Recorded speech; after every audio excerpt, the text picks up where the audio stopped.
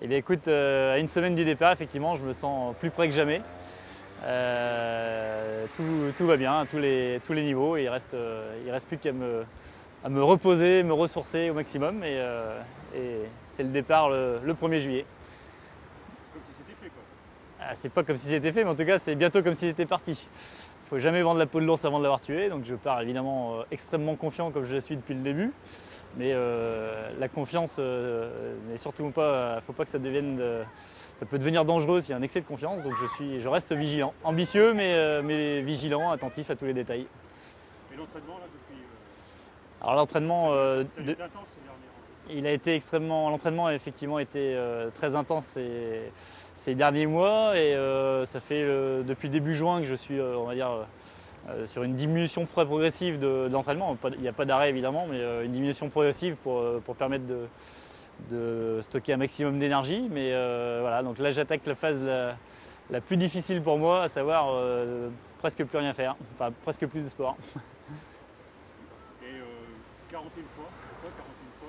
41 fois évidemment, puisqu'on est dans le magnifique territoire du Loir-et-Cher, et donc on va relever le challenge de faire ces fameux 41 Ironman pour que le Loir-et-Cher saute au visage de la France entière et pourquoi pas du monde entier. Bon, et le stress, tu gères le stress avant le départ, tout ça? Alors le stress, c'est, j'allais dire malheureusement non, c'est heureusement pas ma nature.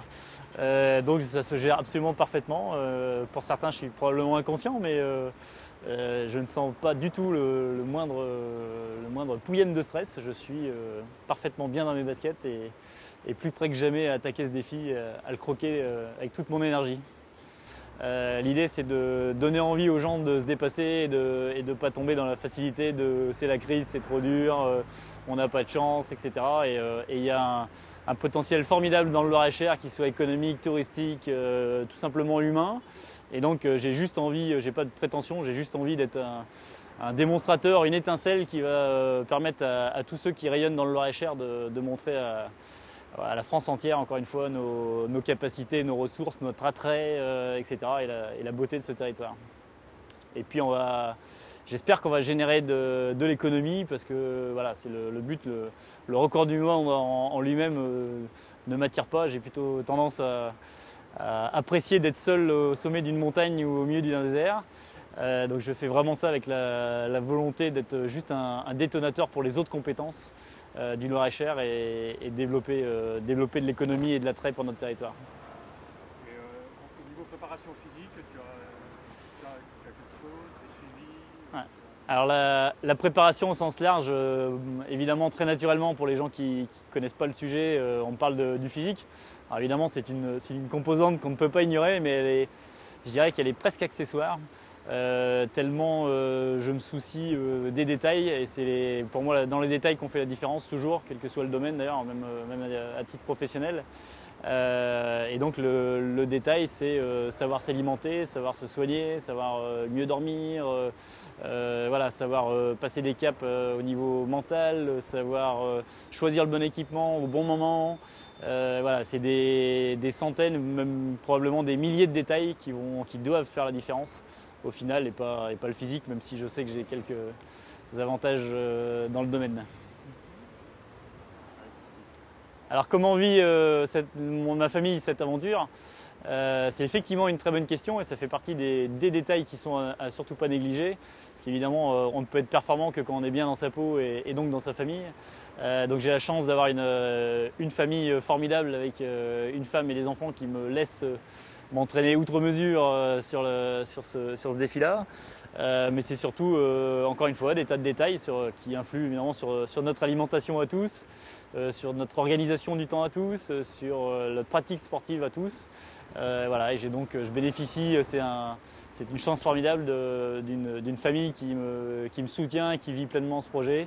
Ça va même jusqu'à mon chien qui court quasi quotidiennement avec moi. Voilà, c'est un projet familial au milieu de toutes ces composantes. Alors le soutien logistique, il est effectivement important. Alors, il y a déjà avant tout un soutien bénévole.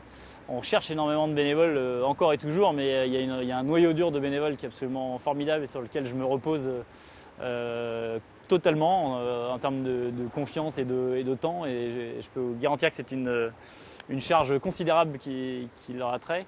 Mais il y a aussi des soutiens logistiques tels que ceux du conseil départemental désormais, de la mairie de Vendôme,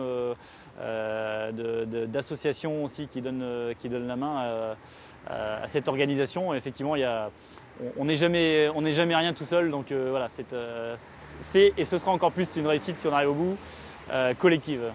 Alors quel conseil donner aux jeunes s'ils veulent tenter un tel défi? Je me permettrai peut-être pas d'en donner, mais parce que je ne sais pas si c'est bien de tenter ça. Non, je pense que de manière générale, que ce soit pour un défi ou pour des défis ou des challenges de la vie, le point le plus important, c'est déjà d'y croire.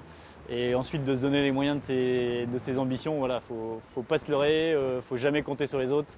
Faut en premier lieu compter sur soi et toujours y croire. Et, la majeure partie, ça fait déjà une grande partie du travail pour réussir. On peut te suivre pendant ton défi. Alors pour suivre le défi, c'est assez facile puisque tout est possible. C'est comme le défi. Donc soit vous êtes vendômois et il suffit de vous lever à 6h30 pour commencer à me voir nager, ou venir à 8h pour me voir faire du vélo et passer toutes les 45 minutes au niveau de la piscine des Grands Prés, ou encore de venir auprès de cette même piscine à partir de 15h pour me voir courir. C'est des horaires évidemment approximatifs. Soit vous n'êtes pas du territoire et vous en profitez pour venir passer d'excellentes vacances en Loir-et-Cher ou un excellent week-end, et donc combiner défi 41 et tourisme. Soit si vous êtes loin et que vous avez besoin d'avoir de l'information en quasi direct, ce sera possible avec la page Facebook Défi 41 ou tout simplement le site internet www.defi41.com.